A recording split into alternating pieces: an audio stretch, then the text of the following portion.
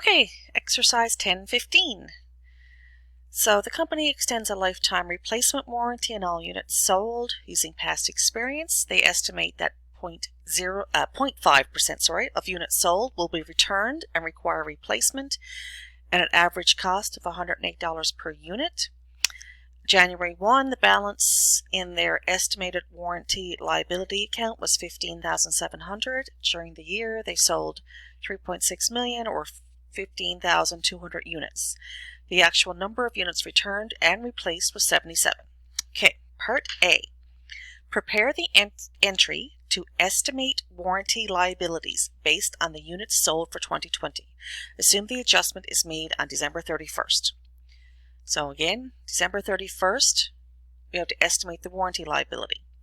So we are told, and based on the number of units sold. So we're told that the number of units sold, 15,200 units were sold.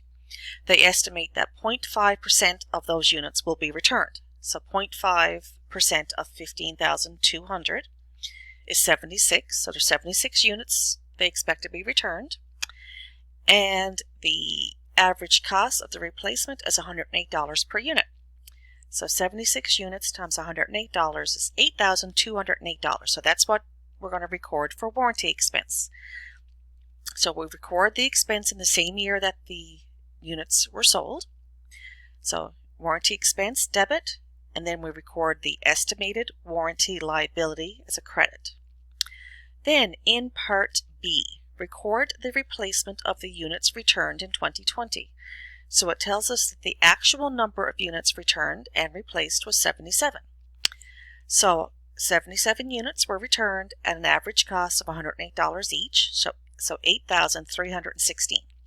So therefore we reduce our estimated warranty liability by that amount. We debit that account.